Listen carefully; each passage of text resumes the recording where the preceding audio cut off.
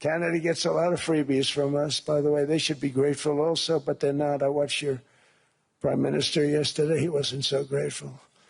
But they should be grateful to us. Canada lives because of the United States. Remember that, Mark, the next time you make your statements. What we did for Israel was amazing, but that's nothing compared to what we have planned for the United States, Canada, and the rest of the world. We are going to build a dome like no other. We did it.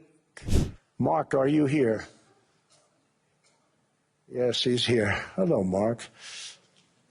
We never asked for anything, and we never got anything. We probably won't get anything unless I decide to use excessive strength and force where we would be, frankly, unstoppable.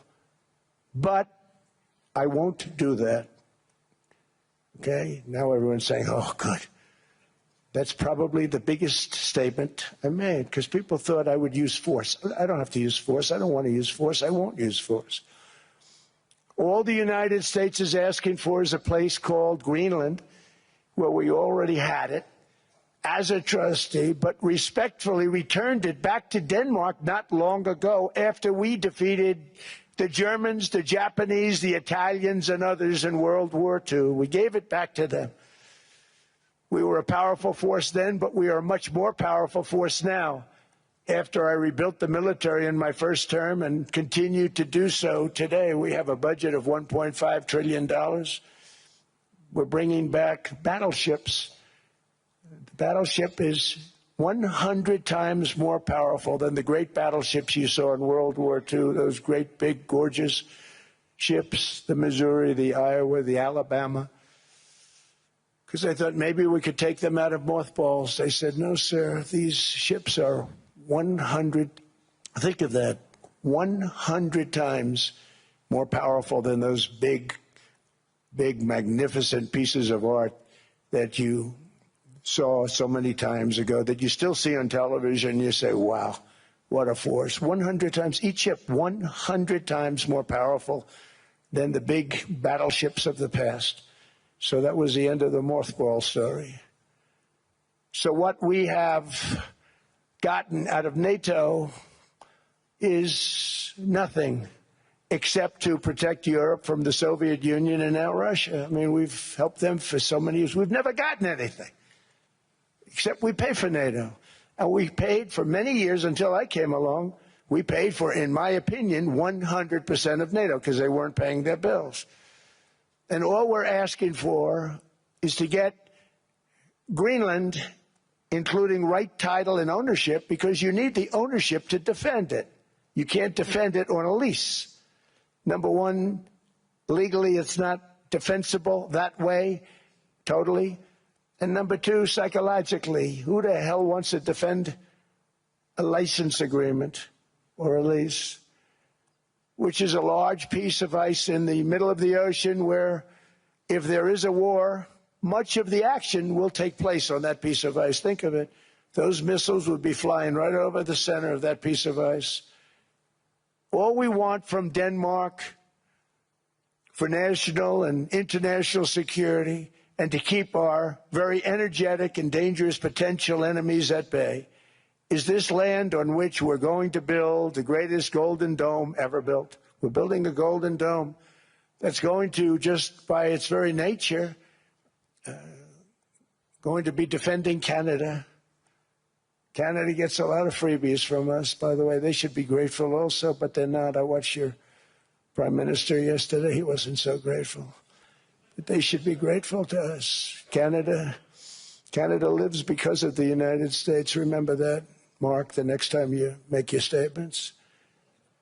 What we did for Israel was amazing, but that's nothing compared to what we have planned for the United States, Canada, and the rest of the world. We are going to build a dome like no other. We did it. It seems that every day we're reminded that we live in an era of great power rivalry, that the rules-based order is fading, that the strong can do what they can and the weak must suffer what they must. And this aphorism of Thucydides is presented as inevitable, as the natural logic of international relations reasserting itself. And faced with this logic, there is a strong tendency for countries to go along to get along, to accommodate, to avoid trouble, to hope that compliance will buy safety. Well, it won't. So what are our options? In 1978, the Czech dissident Václav Havel, later president, wrote an essay called The Power of the Powerless. And in it, he asked a simple question: how did the communist system sustain itself? And his answer began with the greengrocer. Every morning, this shopkeeper places a sign in his window: "Workers of the world unite." He doesn't believe it. No one does. But he places the sign anyway to avoid trouble, to signal compliance, to get along. And because every shopkeeper on every street does the same, the system persists. Not through violence alone, but through the participation of ordinary people in rituals they privately know to be false. Havel called this living within a lie. The system's power comes not from its truth, but from everyone's willingness to perform as if it were true. And its fragility comes from the same source. When even one person stops performing, when the greengrocer removes his sign, the illusion begins to crack. Friends, it is time for companies and countries to take their signs down. For decades,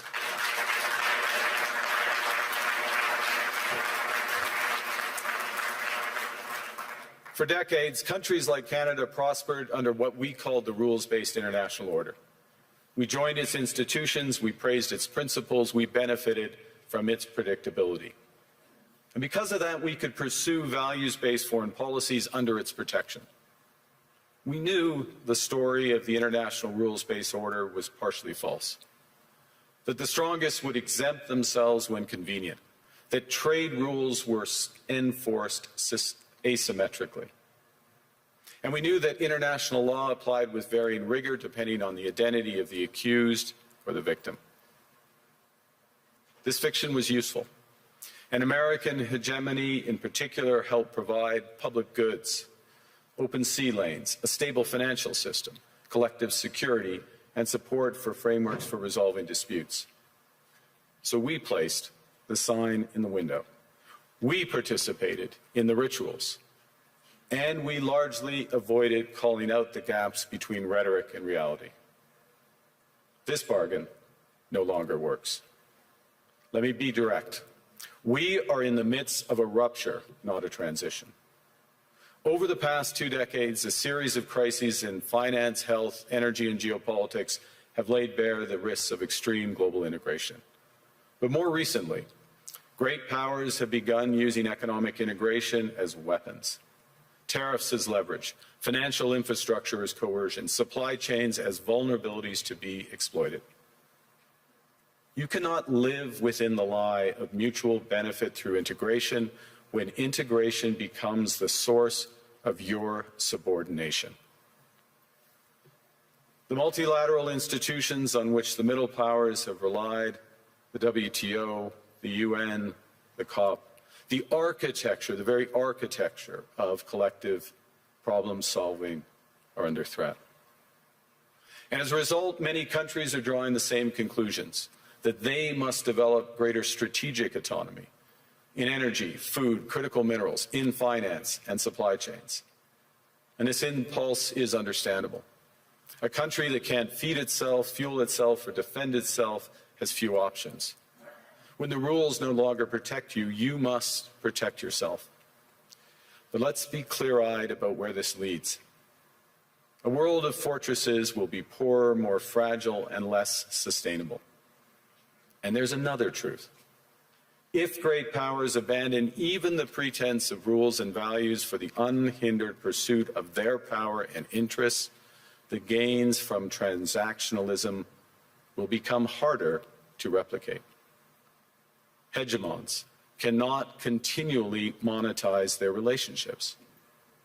Allies will diversify to hedge against uncertainty. They'll buy insurance, increase options in order to rebuild sovereignty.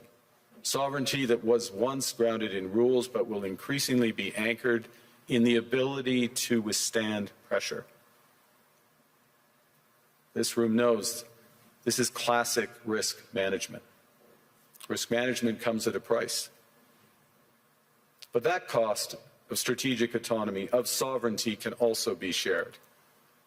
Collective investments in resilience are cheaper than everyone building their own fortresses. Shared standards reduce fragmentations. Complementarities are positive sum. And the question for middle powers like Canada is not whether to adapt to the new reality. We must. The question is whether we adapt by simply building higher walls or whether we can do something more ambitious. Now, Canada was amongst the first to hear the wake-up call, leading us to fundamentally shift our strategic posture. Canadians know that our old, comfortable assumptions that our geography and alliance memberships automatically conferred prosperity and security, that assumption is no longer valid. And our new approach rests on what Alexander Stubb, the President of Finland, has termed value-based realism. Or to put another way, we aim to be both principled and pragmatic. Principled in our commitment to fundamental values, sovereignty, territorial integrity, the prohibition of the use of force except when consistent with the UN Charter, and respect for human rights. And pragmatic in recognizing that progress is often incremental, that interests diverge, that not every partner will share all of our values. So we're engaging broadly, strategically, with open eyes. We actively take on the world as it is, not wait around for a world we wish to be. We are calibrating our relationships so their depth reflects our values. And we're prioritizing broad engagement to maximize our influence, given the fluidity of the world at the moment, the risks that this poses, and the stakes for what comes next. And we are no longer just relying on the strength of our values, but also the value of our strength. We are building that strength at home. Since my government took office, we have cut taxes on incomes, on capital gains and business investment. We have removed all federal barriers to interprovincial trade. We are fast-tracking $1 trillion of investments in energy, AI, critical minerals, new trade corridors, and beyond. We're doubling our defense spending by the end of this decade, and we're doing so in ways that build our domestic industries. And we are rapidly diversifying abroad. We've agreed a comprehensive strategic partnership with the EU, including joining SAFE, the European Defence Procurement Arrangements. We have signed 12 other trade and security deals on 4 continents in 6 months. The past few days, we've concluded new strategic partnerships with China and Qatar. We're negotiating free trade pacts with India, ASEAN, Thailand, Philippines, and Mercosur. We're doing something else. To help solve global problems, we're pursuing variable geometry. In other words, different coalitions for different issues based on common values and interests. So on Ukraine, we're a core member of the Coalition of the Willing and one of the largest per capita contributors to its defense and security. On Arctic sovereignty, we stand firmly with Greenland and Denmark and fully support their unique right to determine Greenland's future.